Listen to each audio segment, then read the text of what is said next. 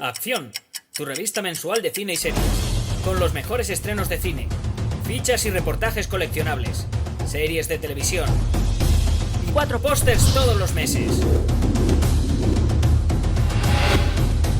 Búscala en tu kiosco. Muy buenas, ¿qué tal estáis? Bienvenidos al canal de YouTube de Acción, vuestra revista favorita de cine y series. Yo soy Elena y hoy vengo a compartiros mi crítica de Dragon Ball Daima, el nuevo anime de la obra de Akira Toriyama. Hace unas semanas se emitió por fin el último capítulo de Dragon Ball Daima. Y es que Dragon Ball Daima se ha acabado convirtiendo en algo especial, pues ha sido el último proyecto en el que estuvo involucrado Akira Toriyama antes de fallecer el año pasado. Toda la idea, los conceptos e incluso los diseños son de él, convirtiendo a Dragon Ball Daima pues en una especie de último regalo que nos dio de la saga. Dragon Ball lleva años aprovechando el periodo de tiempo de 10 años que hay entre lo que es el final de la saga de Buu y el epílogo del final de Z o el epílogo del final del manga, como queráis verlo. De hecho, Dragon Ball, la batalla de los dioses, se sitúa en este periodo de tiempo y esa película es el testeo de lo que fue Dragon Ball Super o de lo que es Dragon Ball Super, que de hecho ya se va acercando a la época del final de Z. Dragon Ball Super Super Hero, por ejemplo, y su homólogo en el manga, que ha llegado un poquito después de la película, solamente se sitúan un año antes de los sucesos del epílogo de Z. Y para continuar con las buenas costumbres, pues Dragon Ball Daima también se sitúa en este periodo de tiempo. De hecho, es la que más se acerca al final de la saga de Buu, o sea, a cuando Goku derrota a Buu con la Genkidama. Pues Dragon Ball Daima se sitúa tan solo unas semanas después de que Goku se hace con la victoria. Y es que nos tenemos que situar en el reino de los demonios, del cual era rey Dabra. Si recordáis, Dabra era uno de los esbirros de Babidi que Buu mató, pues era el rey de los demonios. Y con su muerte se crea un vacío de poder en este reino, el cual aspira a ocupar Goma, que es otro de los habitantes de este reino, con una ansia de poder más grande de lo que es su tamaño real como persona. Sin embargo, sabe que hay un impedimento que puede evitar que él sea el nuevo rey de los demonios. Y ese realmente es Goku y sus amigos. ¿Por qué? Porque fueron los que derrotaron a Dabra y los que derrotaron a Buu. Goma viaja a la Tierra, usa las bolas de dragón, convierte a todos en niños con la esperanza de que sean más débiles que en sus versiones adultas y además secuestra a Dende para que no haya nada que le impida ser el nuevo rey de los demonios. Con la ayuda de Glorio y otros habitantes del reino de los demonios, Goku y sus amigos se embarcan por este nuevo mundo para rescatar a Dende, usar las bolas de dragón de allí, que están custodiadas por una especie de armaduras vivientes, y volver a convertirse en adultos. Seguramente, según os he ido contando la sinopsis, esto ya os estaba sonando de algo que ya existe en la franquicia de Dragon Ball. Y si estás pensando en Dragon Ball GT, te doy la enhorabuena porque estás en lo cierto. En Dragon Ball GT, Goku también era convertido en niño por la banda de Pilaf gracias a unas bolas de dragón especiales, las de Estrella Negra. La diferencia de estas bolas de dragón con las originales es que una vez que se usan, en vez de esparcirse por la Tierra, se esparcen por todo el universo. Para recuperarlas, y con el tiempo bastante en contra, porque la amenaza de esas bolas de dragón de Estrella Negra es que hacían peligrar la Tierra hasta el punto de que explotara, Goku junto con Trunks y su nieta Pan se embarcan en un viaje multiversal para recuperar las bolas de dragón y además de salvar la Tierra, que Goku vuelva a ser un adulto. Dragon Ball GT buscaba, al menos en lo que es su primera saga, que es la aventura universal, el viaje universal, las otras sagas sí se acercaban más a lo que era Dragon Ball Z, buscaba recuperar la esencia del Dragon Ball original, la esencia de cuando Goku era un niño, que era este manga de aventuras para recuperar las bolas de dragón con un tono de corte fantástico, de cuento. De hecho, Goku es convertido en un niño por esta misma razón, para que evoque todavía más ese espíritu. Sin embargo, la diferencia entre Dragon Ball Daima y Dragon Ball GT es que Toriyama no estaba involucrado en el equipo creativo de Dragon Ball GT.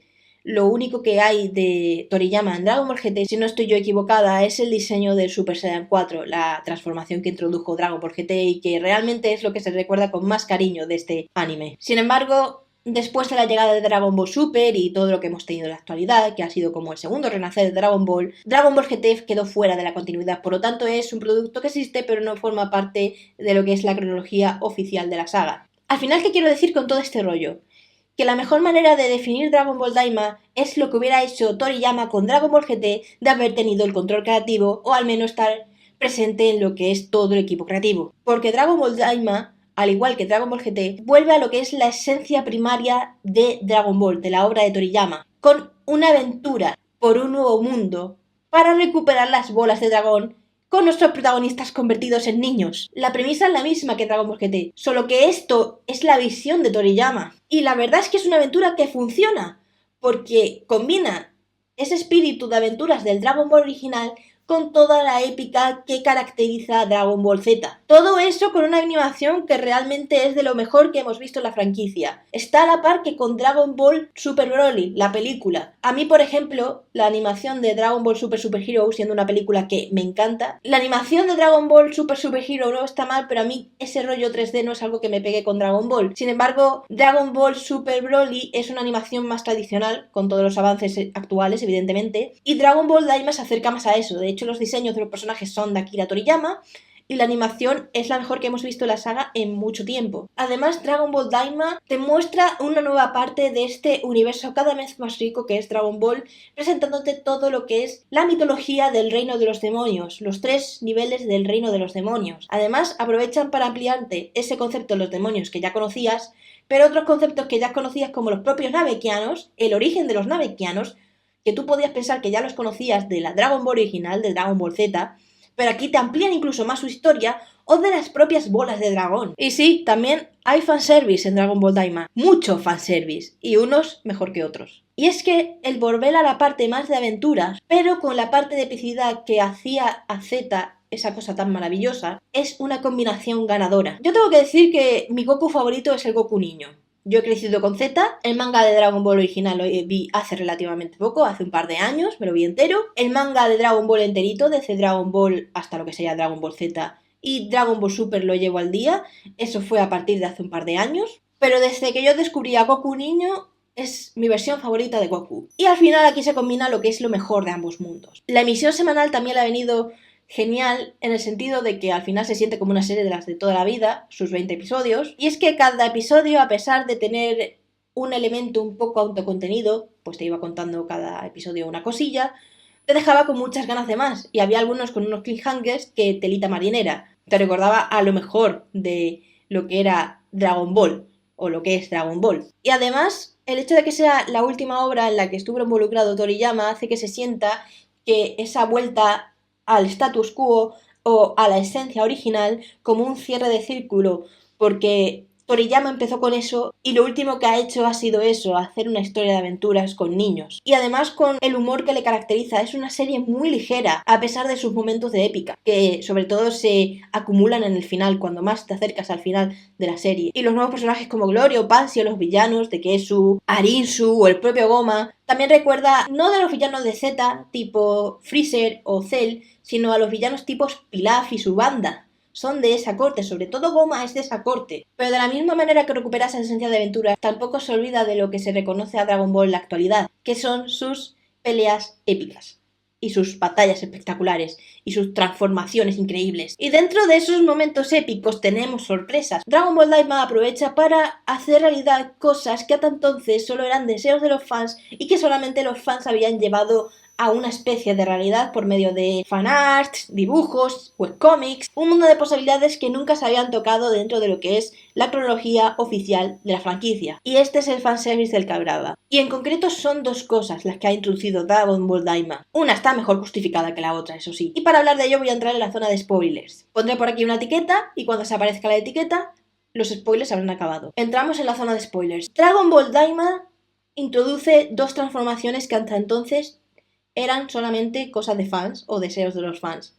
Una es el Super Saiyan 3 de Vegeta y la otra es la canonización del Super Saiyan 4 que vimos en Dragon Ball GT. Y esto tiene sus pros y sus contras. Los pros es que son 2 transformaciones que se venían pidiendo hace mucho tiempo y dan para los 2 mejores momentos de la serie en el término de lo que es espectacular, porque son 2 transformaciones muy espectaculares, con diseños bastante chulos y que realmente no difieren con lo que ya conocíamos de ambas transformaciones, pero en el sentido narrativo deja lagunas. El Super Saiyan 3 puede encajar mejor en el sentido de que, como he dicho, esto se sitúa un par de semanas después de la derrota de Buu, por lo tanto es muy poco tiempo para desarrollar según transformaciones.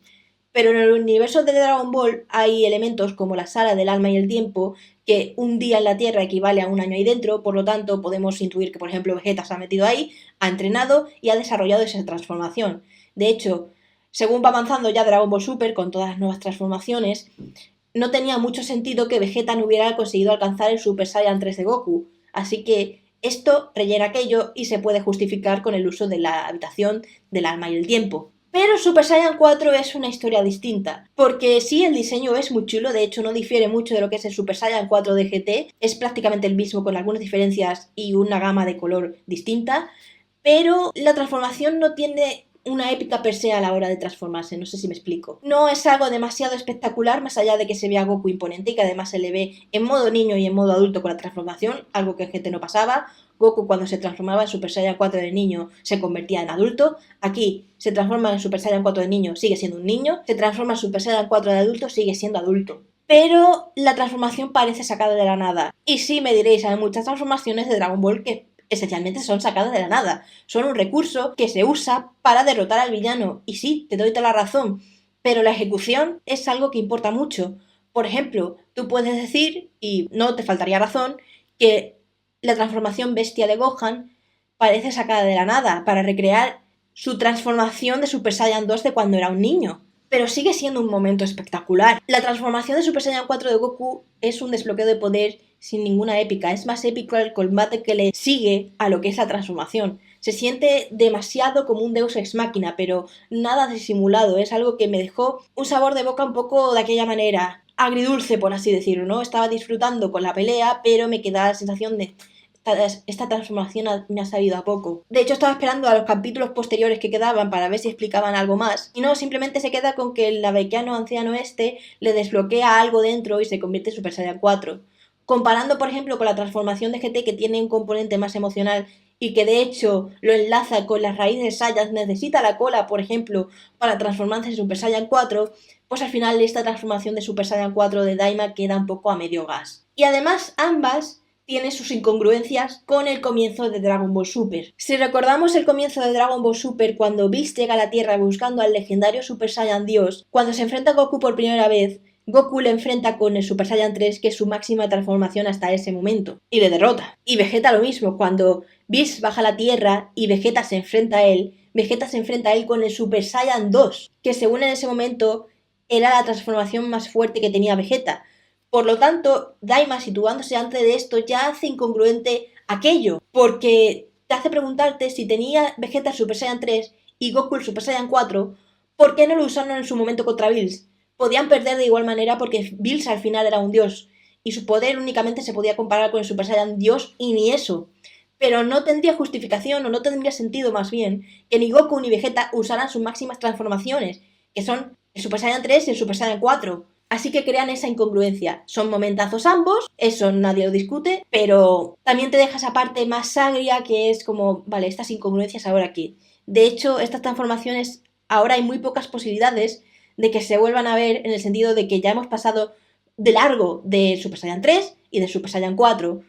Ahora mismo tenemos transformaciones como el Ultra Instinto, el Super Saiyan Blue, el Super Saiyan Dios, el Ego de Vegeta, el Bestia de Gohan. Por lo tanto, ahora estas transformaciones se quedan tan bajas de poder que no tendría sentido volver a usarlas. Pero esto en verdad es lo de menos, ¿no? Al final se queda como otro regalo más de Toriyama, de queríais ver esto y ahora os lo he hecho oficial, sobre todo con el tema de Super Saiyan 4, pero crea esas incongruencias. Fin de la zona de spoilers. La conclusión es que Dragon Ball Daima no pasará a la historia como uno de los mejores proyectos de la franquicia, pero tiene el corazón en su sitio, la factura técnica es impresionante. De verdad, es muy impresionante, es lo que más me ha sorprendido. Amplía el mundo de Dragon Ball con el reino demoníaco, nuevos personajes, pero sobre todo nos ofrece volver a la esencia de lo que fue el comienzo de Dragon Ball, juntado con la épica que hizo Z. Y nos da un proyecto que tiene lo mejor de ambas partes de Toriyama y que se añade al gran legado y al gran universo que es Dragon Ball. Tiene sus fallas, evidentemente, sobre todo con esto que he dicho, con incongruencias, falta de desarrollo según qué cosas, cosas que se han dejado en el tintero, etc. Aunque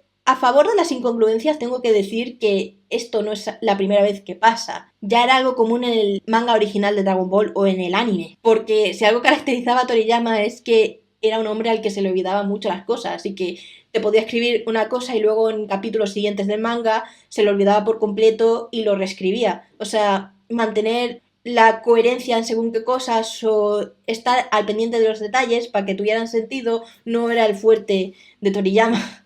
Por un poco molesto que pueda ser, al final también responde a que sea algo puramente Toriyama, que de verdad se sienta como un proyecto de Toriyama, como el Dragon Ball de Toriyama, con sus cosas buenas y con sus cosas malas. Así que lo más importante es eso, ¿no? Que Dragon Ball Daima se siente como un cierre de ciclo para el legado de Akira Toriyama en la franquicia y que todo lo que venga después le va a seguir honrando y honrar su memoria y honrar aquello que hizo que Dragon Ball fuera una de las obras más importantes de la cultura popular y el padre de muchos mangas que vinieron después como One Piece, Naruto, etc.